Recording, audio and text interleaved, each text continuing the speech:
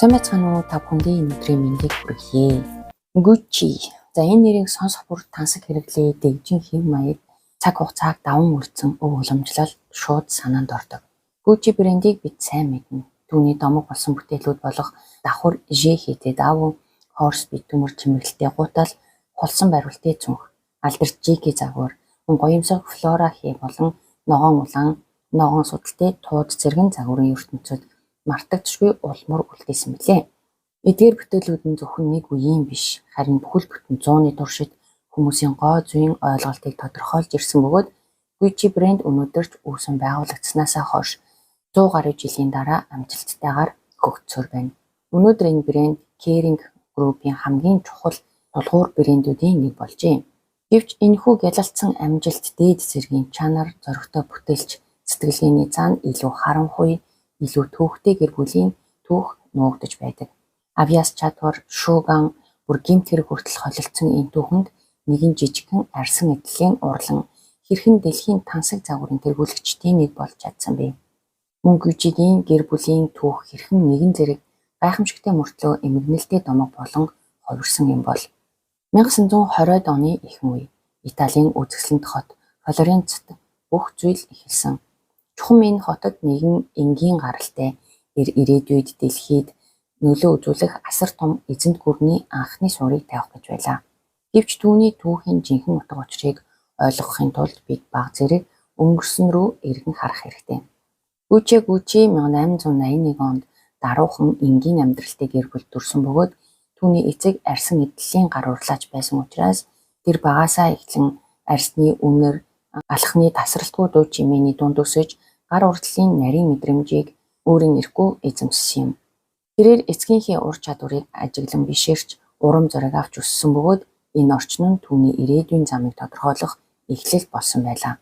17 нас хүрмэгцээ тэрээр төрлөх Флоренц хотыг орхин Францын Парист ирж дараа нь Английн Лондонд очжээ. Эхэндээ тэрээр энд тэнд янз бүрийн жижиг ажил хийж амжиргаагаар залгуулж байсан ч удалгүй түүний хувь заяаг өөрчлөх нэгэн чухал боломж гарч ирсэн байна. Тэр Лондонд дах Savoy очиж буудалд аяг тавгуугаагчаар ажилд орж дараа нь зөөгч лифтний ажилтан болж дэвссээр эцэст нь зочидтой шууд харилцдаг ажилд хүрсэн. Тэр бол тийш зөөгчөөр ажиллах ажил байв. Энэ зочид буудал тухайн цаг үедээ дэлхийн хамгийн тансаг, хамгийн нэр хүндтэй газруудын нэг байсан бөгөөд өдөр бүр язгууртнууд, баян чинээлэг гэр бүлүүд, нэр нөлөө бүхий хүмүүс, алдартнууд тэндэрж удадлан дээд зэрэглэлийн амьдралын хэв маягийг харуулдаг байлаа. Gucci өдөр бүр энэ элит давхаргын хүмүүсийн амьдралыг ойроос ажиглаж бидний хэрэгэлдэг өндөр чанартай арьсан чамдаан тансаг дагалдах хэрэгслүүдэд анхаарлаа хандуулж эхэлжээ. Энэ бүхэн түүний гүн гүнзгий датаж тэрээр зөвхөн хараад өнгөрөх бус ойлгож суралцаж хэлсэн байна. Яг энэ үед түүний толгойд нэгэн мэрэгэн санаа төржээ.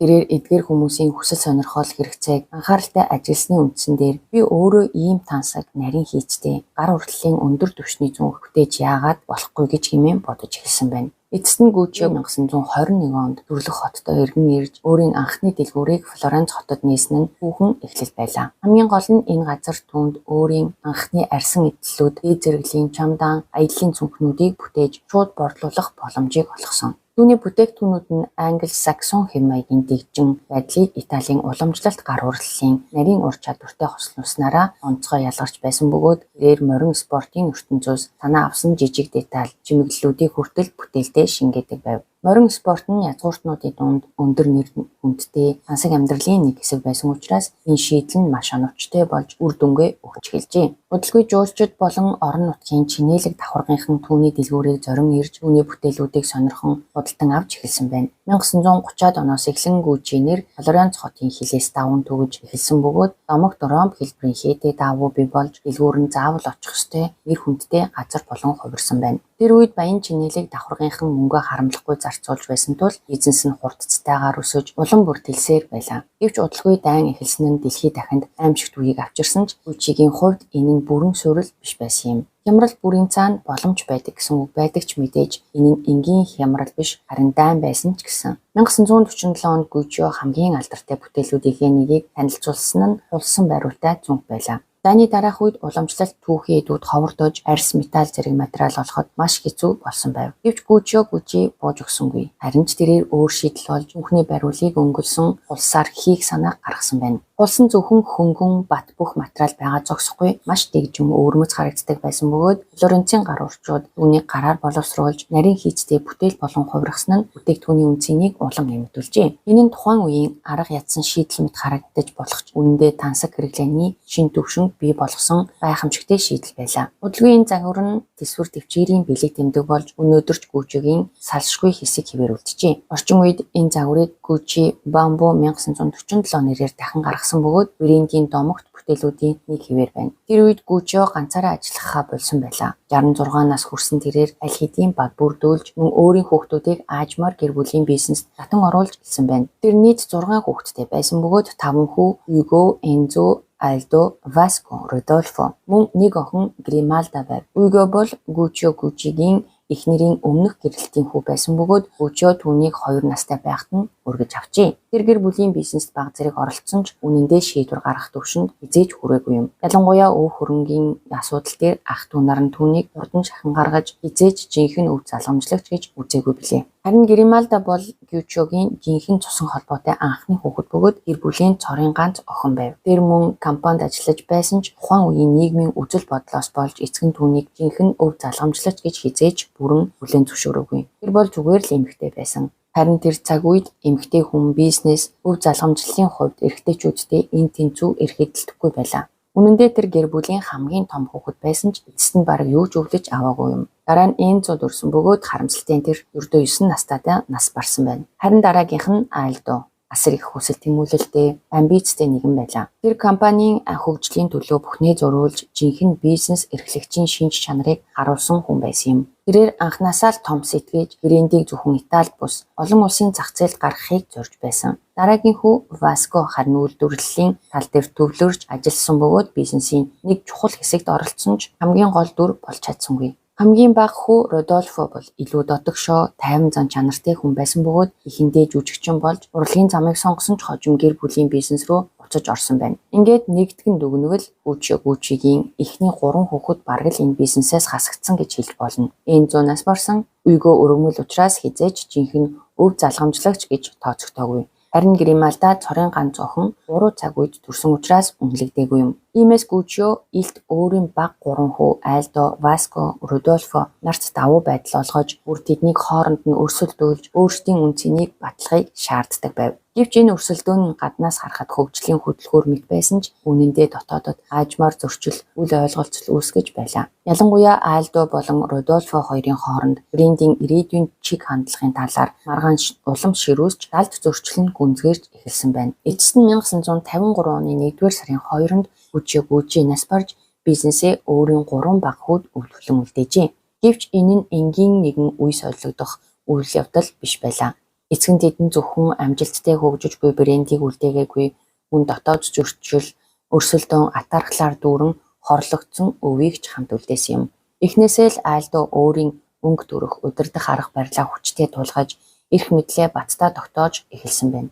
Тэр бол шийдэмгий алсын хараатай нэгэн байсан бөгөөд Gucci-г олон улсын давцанд гаргах гол хөдөлгөгч хүчин болсон юм. Эцгийгээ нас барснаас ердөө хэдхэн сарын дараа Aldo Америкийн нэгдсэн улсын Нью-Йорк хотын хамгийн нэр хүндтэй гудамжинд анхны дэлгүүрээ нээжээ. Энэ мөчөөс эхлэн Gucci зөвхөн Флоренц хотын жижиг брэнд байхаа болж дэлхийд хүлээн зөвшөөрөгдсөн тансаг загварын нэр болон хувирсан юм. Гэвч амжилт дангаараа ирдэггүй. Ах дүү 3 ирээдүйн талаар өөр үзэл бодолтой байсан бөгөөд энэ нь дотоод зөрчлийг улам хурцтгаж байв. Aldo компанийг төмөр гараар удирдах хатуу хяналт тогтоохыг хүссэн бол Rodolfo илүү дотогшоо уран бүтээлч сэтгэлгээтэй хүн байсан учраас энэ хатуу удирдлагыг төдийлөн хүлээн зөвшөөрдөггүй байв. Rodolfo-гийн үүргэн Италид суурлан бүтээгдэхүүний дизайн, бүтээлч чиглэлийг хянах байсан бөгөөд тэр өмнө нь жүжигчин болохыг оролдож байсан тул бизнесийн хатуу бодит байдалд насгад түнд амар байгаагүй. Ингэж нэг талд нь бизнес сэтгэлгээтэй өргөжүүлэхийг хүссэн удирдагч, нөгөө талд нь уран бүтээлч, дотоод мэдрэмжээрээ ажилтдаг хүн байснаар тэдний хооронд ойлголцол үүсгэхэд улам бүр хэцүү болжээ. Харин Vasco Флоренц дахь үйлдвэрүүдийг удирдан үйлдвэрлэлийн процессыг хариуцаж байсан бөгөөд ах дүү хоёрын хооронд үүссэн маргааныг намжаахыг хичээсэн ч төдийлөн амжилт олоогүй байна. Гэсэн хэдий ч энэ бүх дотоод зөрчил нь гадаад амжилтыг зогсоож чадсангүй. Харин ч эсвэргээрээ Gucci улам бүр хүчирхэгжин хөгжсөөр байлаа. Мөн энэ үед брэнд өөрийн анхны гутлын цуглуулгыг танилцуулсан нь алдарт Horsebit Moccasin байв. Энэхүү гутлын загвар нь морин спортын ертөнцөөс санаа авч бүтээгдсэн бөгөөд гутлын дээд хэсэгт байрлах төмөр чимэглэл нь морины амгайг дүрсэлсэн байдаг. Энгийн атлаа дэгжин хийж өвөрмөц дизайныхаа ачаар энэ гутал богино хугацаанд маш их алдаршиж зөвхөн Италичдад үгүй олон улсын хэмжээнд танигдсан. Ялангуяа бизнесийн хүмүүс болон загвар сонирхогчид өдөр тутам өмсгөх тохиромжтой тансаг хэрний эвтэйхэн гутал гэж үнэлдэг болсон. 1960-аад он Gucci-ийн тансаг хэрэглээ гоо зүйн дээд илэрхийлэл жинхэнэ гламурын бэлэг тэмдэг болон хувирчээ. Энэ бол дэлхийн хамгийн нөлөө бүхий хамгийн нэр хүндтэй эмэгтэйчүүд Gucci-г сонгон хэрэглэж эхэлсэн үе байлаа. Жишээлбэл Jacqueline Kennedy, Grace Kelly зэрэг алдарчнууд Gucci-гийн үнэн хэрэглэгчид болсон байна. Jacqueline Kennedy Gucci-гийн нэгэн зөвхөн маш их дуртай байсан тул уг загварыг бүр Jackie гэж нэрлэх болсон нь брендийн түүхэнд онцгой байр суурь эзэлдэг. Мөн Grace Kelly-д зориулан Flora оруулалтыг санаачилж энэ нь брендийн дэгжин тансаг хэв маягийн бэлэг тэмдэг болж чаджээ. Үүний зэрэгцээ Gucci өөрийн алдарт давхар J логог танилцуулсан бөгөөд энэ нь Gucci-д хүндэтгэл үзүүлсэн бэлэгдэл байв. Энэхүү логотой давууг Aldo-гийн хүү болох Paola Gucci зохион бүтээсэн бөгөөд ингэснээр Gucci-гийн түүхэнд шинэ дүр гарч ирсэн юм. Учир нь 3 дахь үе тайзан дээр гарч ирж байлаа. Шинэ үе гарч ирнэ гэдэг нь шинэ өв залгамжлалын асуудал, шинэ маргаан, шинэ зөрчил гэсэн үг. Aldo 4 хүүхэдтэй байсан бөгөөд тэдний нэг болох Paola бол бүтээлч амбицтай залуу байв. Тэр Gucci-гийн JJ логог хөгжүүлэхэд чухал үүрэг гүйцэтгсэн ч түүний шинжилэл хийх санаануудыг эцэг нь ихэнхдээ няцаадаг байлаа. Үүн дээр энэ гэр бүлд хүмүүс бие биенээ ойлгож сонсох нь тун ховор байсан юм. Харин нөгөө талд Rodolfo өөрийн ганц хүү болох Maurizio-г онцгой анхаарч зөксөж байлаа. Maurizio бол түүний цорын ганц өв залгамжлагч байсан бөгөөд үеэл Paola-г бодвол илүү дуугүй, даруй, ичимхий зан чанартай нэгэн байв. Гэсэн хэдий ч Rodolfo энэ асар том эзэнт гүрэнд байр сууриа олох ямар хэцүү байдгийг сайн мэддэг байсан тул хүүгээ ирээдүйд энэ бүхнийг залгамжлахад бэлтгэхийг хүсэж байж. Тиймээс тэр Maurizio-г Швейцарын Сан Мориц хот дахь нэр хүндтэй сургуульд явуулж шаардлагатай бүх мэдлэг, ур чадварыг эзэмшүүлэхийг зоржээ. Мөн түүний гэр бүлийн тасралтгүй маргаан зөрчлөөс хол байлгахыг хүссэн нь тодорхой. Maurizio ийхүү өөрийн замаар суралцаж байх хугацаанд амьдралынхаа хамгийн чухал уулзалтыг хийсэн нь хайртайгаа учирсан мөч байсан юм. 1970 он Maurizio Gucci Милан хотод болсон нэгэн тансаг үйлчлэг дээр Patrizia Reggianiтай танилцжээ. Тэр мөчөд л анхны харцаар дурласан байна. Maurizio энэ амбицтэй сэтгэл татам бүсгүйд шууд татагдсан бөгөөд түүний дүр төрхийг зарим нь бүр Elizabeth Taylorтэй зүйрлдэг байв. Харин Patrizia өөрийн сэтгэл татам байдлын хүч энэ уулзалт түүнд ямар боломж нээж болохыг маш сайн ойлгож байсан юм. Учир нь Maurizio бол Gucci өвгтэй хүн. Харин Patrizia тансаг амьдрал нийгмийн өндөр байр суурийг мөрөөддөг байлаа. Ийхүү тэдний хайр хурдан хугацаанд дүрлцэн насаж зөвхөн сэтгэл хөдлөлөөр бус илүү гүн зорилго, маш их сонирхлоор тэжээгдэж эхэлжээ. Тэд 1973 онд гэрэлсэн бөгөөд энэ нь үнэхээр тансаг зүр жавхлантай хуран болсон юм. Гэвч энэ гэрлэлтийг Gucci гэр бүл огтхонч таатай хүлээж авсангүй. Ялангуяа Rodolfo Gucci, Maurizio-гийн аав Patrizia Reggianid огтхонч дуртай байгаагүй. Түүний нүдэнд Patrizia жинхэнэ хайртай бүсгүй гэхээс илүү мөнгө, нэр хүндийг сонирхсон боломж хайгч мэт харагдаж байлаа. Тэр бүр хүүгийнхээ хуримд хүртэл очихоос татгалзсан нь түүний дургуутслыг тодхон харуулсан хэрэг байв. Гэвч хэдэн жилийн дараа Maurizio, Patrizia хоёр охинтой болсноор байдал баг зэрэг зөвлөрч эхэлжээ. Rodolfo өвөө болж аажмаар уур амьсгал намжиж тэрж байдгүй Patrizia хүлээн зөвшөөрөх болсон байна. Тэр Нью-Йорк хотод байр хүртэл бэлгэлсэн нь харьцаа сайжирсны илэрхийлэл байлаа. Энэ бүхний нөлөөгөөр Maurizio өөртөө итгэх итгэлтэй болж эхнэрийнхээ дэмжлэгээр гэр бүлийн бизнест улам идэвхтэй оролцож эхэлсэн юм. Тэр өөрийн авга ах Альдод ойртож стратегийн шийдвэрүүдэд аажмаар байр сууриа бэхжүүлж эхэлжээ. Ингээд Maurizio, Patrizia хоёр жинхэнэ оддын амьдралаар амьдарч эхэлсэн байна. Тэд тансаг үйлчлэгүүдэд оролцож нийгмийн дээд давхаргын хүрээлэлд эргэлдээж алдарнуудтай ойртон нөхөрлөж байв. Patrizia өөрийн мөрөөдсөн бүхэнд хүрсэн байлаа. Тэр одоо нийгмийн дээд давхаргын нэг хэсэг болсон бөгөөд хүмүүс түүнийг бүр Lady Gucci гэж нэрлэх болжээ. Гэвч энэ гялалзсан амьдралын цаана бүх зүйл аажмаар нурж эхэлж Maurizio, Patrizia хоёрын харилцаач гаднаа харагдаж байснаас өөр үнэндээ маш эмзэг тогтворгүй болсон байна. Үнэндээ Gucci гэр бүлийн зөрчил аль хэдийн эхэлсэн байсан ч улам ширүүсч илүү хяналтаас гарч эхэлсэн юм. 20 гаруй жилийн турш үргэлжилсэн маргаан эрх мэдлийн төлөөх тэмцэл, далд явуулга улам бүр гүнзгийрч брендийн хөгжилд бодитоор нөлөөлж 1980-ад оны ихэнх үед нөхцөл байдал үнэхээр муудаж эхэлжээ. Гэр бүл улам томорч харилцаа улам төвөгтэй болж байдал эмх замбраагүй болсон ч нэг мартаж болохгүй байсан зүйл нь бизнес. Rodolfo Gucci брендийн нэр хүнд өв залгамжлалыг хамгаалахыг хичээж хэд хурдан тэлэлтээс болгоомжилж байсан бол нөгөө талд Aldo Gucci илүү түрэмгий өсөлтийн стратегийг баримталж байв. 1970-ад оны туршид Gucci орлогоо хурдан нэмэгдүүлэхийн тулд бүтээгдэхүүний нэр төрлийг өргөжүүлсэн ч энэ нь үргэлж ухаалаг шийдвэр байгаагүй. Брэнд өөрийн давхар J логог ашиглуулах лицензийг хэд олон үйлдвэрлэгчдэд олгосноор төрөл бүрийн бүтээгдэхүүн зах зээлд гарч эхэлжээ. Ингээд 1980 он гэхэд Gucci-гийн нэртэй цаг, нүдний шил, асаагуур, шүхэр гээд бараг бүх төрлийн бүтээгдэхүүн гарч бүр хаа сайгүй зарагдаж байлаа. Гэвч тэдгээрийн чанар тийм ч өндөр биш байсан юм. Богино хугацаанд компанийн орлогыг нэмэгдүүлж мөнгө ихээр оруулж ирж болох ч үүний хамгийн том хор хуршиг нь брендийн нэр хүндийг аажмаар устгаж эхэлсэн явдал байв. Учир нь тансаг хэрэглээ гэдэг бол хүмүүрт хүртээмжтэй байх ойлголттой огт нийцдэггүй. Харин эсвэргээрээ ховор, онцгой, хүртгэд хэцүү байх нь тансаг хэрэглээний гол үндэс байдаг. Тэгвэл нэг асуулт гарч ирнэ. Хэрвээ бүх хүн авч чаддаг хаа сайгүй харагддаг бол яагаад хэн нэгэн асар их мөнгө төлөх ёстой гэж. Энэхүү хэд их худалдаалалт зах зээлийг дүүргэсэн бодлого нь Gucci-гийн үн цэнийг бууруулж эхэлсэн бөгөөд тоон үзүүлэлтүүд ч одоо үүнийг баталж байлаа. 1980-аас 1985 оны хооронд арьсан эдлийн борлуулалт 30%-аар буурсан нь ноцтой дохой байв. Энэ хооронд Louis Vuitton, Hermès зэрэг өрсөлдөгчид чанар нэр хүндээ хадгалж улам бэхжүүлж байсан бол Gucci энэ өрсөлдөөнд тисжүүлдэхэд бэрх болж эхэлжээ. Үүний зэрэгцээ 1983 онд Rodolfo Gucci нас барсан нь бүх зүйлийг дахин хөдөлгөөнд оруулсан юм. Хэн нэгэн нас барахад юу болдог вүлээ? Өв залгамжлал эхэлдэг. Гэр бүлийн бүтцийг дахин харвал анх Gucci-гийн бизнесийг Aldo, Vasco, Rodolfo 3 өгүүлсэн. 1974 онд Vasco нас барсны дараа Aldo, Rodolfo 2 түүний хувьцааг худалдан авч тус бүр 50%-ийг эзэмших болсон байна. Харин дараа нь тэдний хүүхдүүд гарч ирсэн. Aldo-гийн 4 хүүхэд түүний хувийг хоорондоо хуваах ёстой байсан бол Rodolfo-гийн ганц хүү Maurizio Gucci бүхэл бүтэн 50%-ийг өвлөн авсан юм. Тиймээс Maurizio маш давуу байр суурьнд очсон байлаа. Түүний үеэлүүд мөнгө авсан ч бодит эрх мэдэл тийм ч их байгаагүй. 1983 онд Maurizio энэ 50%-ийг өвлөн авснаар тэр өөрийн авгах Aldo Gucci-тэй энэ тэнцүү бүр зарим талаар илүү нөлөөтэй болж эхэлжээ. Aldo өөрөө ердөө 40%-ийг эзэмшиж байсан бөгөөд үлдсэн 10%-ийг хүүхдүүд нь аль хэдийн хувааж авсан байсан юм. Ингэснээр хүчний тэнцвэр өөрчлөгдөж Maurizio стратегийн шийдвэрүүдэд ноёрхох боломжтой болжээ.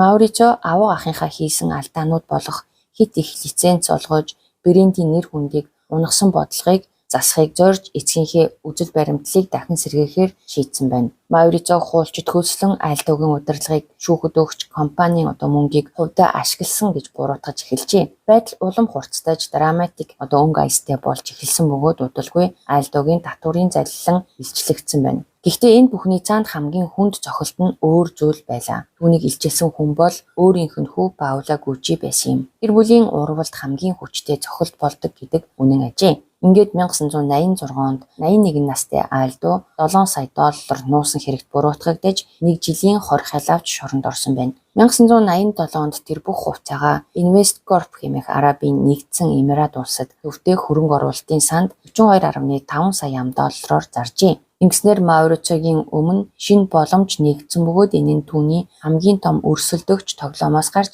тэр эцэст нь компанийн жолоог гартаа авчээ. 10 гаруй жилийн гэрлэлтийн дараа Maurizio гэнэт нэг өдөр ажлын аялалд явлаа хэмээн хэлээд гэрээсээ гарч дахин хизээж эргэж ирээгүй ба удалгүй тэр Paolo Frenchi нэртэй интерьер дизайнер бүсгүйтэй харилцаа үүсгэсэн илт болжээ. Мэдээж Lady Gucci гэгддэг Patrizia-д энэ нь огтхонч таалагдаагүй ба тэр зөвхөн нөхрөө алдаа зогсохгүй өөрийн байр суурь, нэр хүнд, хөл бүтэн амьдралын хэв маягаа алдах аюултай тулгарч байлаа. Patrizia салалтын бичигт гарын үсэг зурхаас татгалцсан төдийгүй өөрийгөө торомжлогдсон мэдэрж Lady Gucci байснаа зүгээр нэг эмэгтэй болох нь түүний хувьд хүлээн зөвшөөрхийн аргагүй зүйл байв. Үүн дээр нэмээд Gucci-гийн байдал сайжрахгүй байгааг хараад тэр улам ихээр санаа зовж эхэлсэн бөгөөд ялангуяа хоёр охиных нь ирээдүйн өв залгамжлалт ноцтой аюул тулгарч байгааг ойлгосон юм. Maurizio Gucci-г дахин сэргээж алдагдсан нэр хүндийг нь буцаан авчрах чин хүсэлтэйгээр удирдлагыг гартаа авсан. Түүний зорилго нь өмнөх үеийн хэд задгай лиценз олголтыг зогсоож, брендийг дахин жинхэнэ тансаг, онцгой чанартай бүтээгдэхүүн үйлдвэрлэдэг байдалд нь оруулах явдал байв. Гэвч бодол байдал дээр Маурицо стратегийн хувьд хангалттай туршлагагүй, санхүүгийн удирдлагын мэдлэг суул,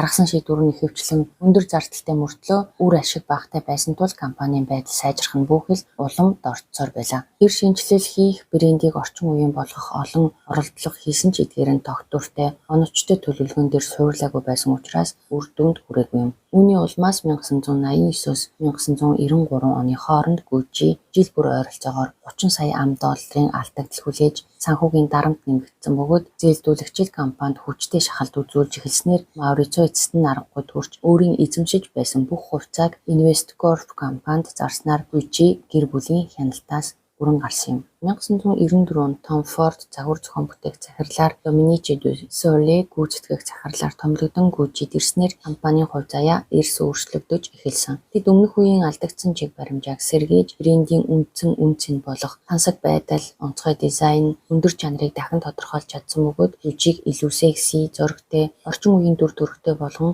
шинжилсэн байна. Ялангуяа Tom Ford-ийн зоримог мэдрэмжтэй загварууд нь дэлхийн анхаарлыг татаж Gucci-г дахин загварын ертөнцийн төвд авчирсан бол Domenico De Soleгийн ухаалаг менежмент, бизнесийн стратеги нь компанийн санхүүгийн байдлыг тогтворжуулж ашигт ажиллагааг эрс сайжруулжээ. Ийхүү тэдний хамтын ажиллагааны үр дүнд Gucci богино хугацаанд нэр хүндээ бүрэн сэргээж дахин дэлхийн хамгийн нөлөө бүхий амжилттай тансаг брэндүүдийн нэг болж чадсан юм. Гэвч Патрициягийн доторх уур, гомдол огтхон ч намжаагүй хэвээр байлаа. Тэр хуучин нөхөр Маурицо Gucci-д маш ихээр хорсож өөрийг нь орхисон төдийгүй гэр бүлийн олон үед амьдсан бизнесийг зарсан явдлыг хизээж уучлж чадсангүй. Харин Маурицо Gucci-д хувьцаа эзэмшихээ болсон ч санхүүгийн хувьд бүрэн хангалуун нэр хүндээ хадгалсан хэвээр тайван амьдралаа үргэлжлүүлж байв. Тэр байтугай Паула Френчитэй гэрлэхээр төлөвлөж байсан нь Патрицияд улам гүн цохилт болж түүний уур бухимдлыг улам дэврэгжээ. Учир нь Маурицо дахин гэрлүүл өөрийн хоёр охины өв залгамжлалт сөргөөр нөлөөлж магадгүй гэж ирээж байсан юм. Гэвч хувь тавилан өөрөөр иргсэн. 1995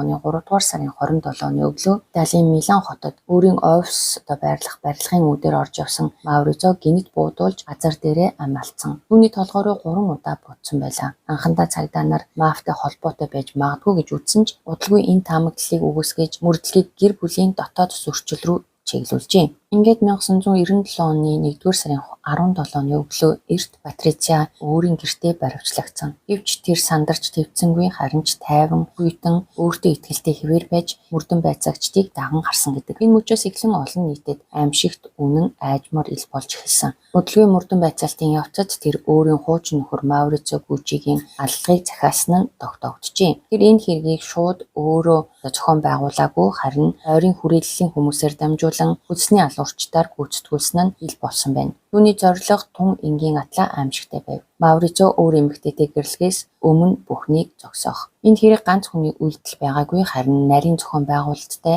хэд хэдэн хүнийг хамарсан хэрэг байсан нь мөрдөн байцаалтаар тодорхой болсон. Тухайлбал Ивано Савиони гэх зочид буудлын хаалгач энэ хэрэгт холбогдож алуурчдтай холбоо тогтооход оролцсон байж болзошгүй гэж үзсэн байна. Харин түүнийг холбосон хүн нь Жозепина бөгөөд тэр Патрициягийн ойрын найз итгэлт хүн төдийгүй мэрэгчин байжээ. Энэхүү баривчлагаа Италиг донсолгоож хэвлэл мэдээлэл Патрицияг удалгүй хар бэлэвсэн хэмээн нэрлэх болсон нь түүний дүр төрхийг тодорхой илэрхийлж байв. Гаднаа эмзэг мэт боловч дотроо өш хонзон шийдэмгий зангаар дүүрэн эмхтэй. Шүүх хурлын турш Патриция өөрийн оролцоог тууштай үүсгэж энэ бүхнийг Жозепина өөрт нь мэдэгдэлгүйгээр зохион байгуулсан хэмээн мэдэгжиж байсан ч бодит үннийг ялгахад амаргүй байлаа. Хэрвээ тэр үнэхээр энэ аллагыг захиалсан бол өөрийн найзыг буруутгасан нь үрж эмгэнэлтэй хүнд үйлдэл байсан юм. Эцэст нь шүүх Патриция Режианыг хуучин нөхөр Маурицо Gucci-гийн аллагыг захиалсан гин буруудад тооцсон байна. Тэр эцсийг хүртэл өөрийгөө хамгаалж буруу гэж мэдгцээр байсан ч нэг зүйлийг хүлээн зөвшөөрсөн байдаг. Тэр Маурицог маш их үзэн яддаг, түүнийг үхээсэй гэж хүсэж байсан. Ингээд Патриция 26 жилийн хорхойл авч эцэст нь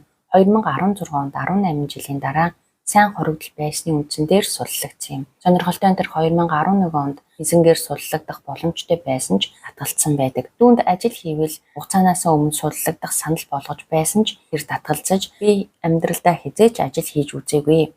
одоо ч хийхгүй гэж хэлсэн байдаг. Өнөөдөр Патрициа амьд цэвүүн хിവэр бөгөөд шоронгоос гарсныхаа дараа олон ярилцлага өгч өнгөрсөн амьдралынхаа тухай ярьсаар байна. Гэвч энэ бүх эмгэнэлт явдлын цаана Gucci брэнд Tom Ford-ийн удирдлагад улам бүр өсөж дэлхийн хэмжээний тансаг брэнд болон өгцөөр байлаа. 1999 оноос хойш Kering группийн бүрэлдэхүүнд орж шинэ 90 үе эхэлсэн бөгөөд Tom Ford 2004 онд альбом тушаалаа орхисон юм. Түүний дараа зарим хүмүүс Gucci уналтанд орно гэж болгоомжуулж байсан ч бодит байдал эсрэгээр өрнөсөн. 2006 онд Frida Giannini, 2015 онд Alessandro Michele, 2023 онд Sabato de Sarno нар ээлжлэн удирдлагыг гартаавч брендийг өөр өөрийн өнгө төрхөөр шинчилсэн. Ялангуяа Alessandro Michele бол Gucci-гийн түүхэнд онцгой байр суурь эзэлдэг. Тэр Pedro буюу өнгөрсөн үеийн ялангуяа 1950-аас 1980-ад оны загварыг орчин үеийн хэм маягтай хослуулсан стил, этгээд зоригтой заримдаа бүр галзуу мэт санагдах дизайнаар Gucci-г шинэ түвшинд хүргэж загварын ертөнцийг шуугуулсан. Тэр алдарт Horseback Moccasin-ыг үслэг доторгойтой шааха болгон өөрчилж загварын тайзан дээр уламжлалт ойлголтыг эвдсэн дүр төрхүүдийг гаргаж ирсэн. Түүний хүйсийн ялгааг бүдгэрүүлсэн эрэгтэй эмэгтэй хэм маягийг хослуулсан стил нь шинэ үеийн оддыг татсан бөгөөд Harry Styles-тай хамтран 2022 онд шинэ коллекц гаргаснаа нь энэ чиг хандлагыг улам баттгсан юм. Үүний зэрэгцээ Gucci Adidas-тай хамтран ажиллаж уламжлал ба орчин үеийг хосолсон шинэ төрхийг бүтээж шинэ үеийн хэрэглэгчдэд улам ойртжээ.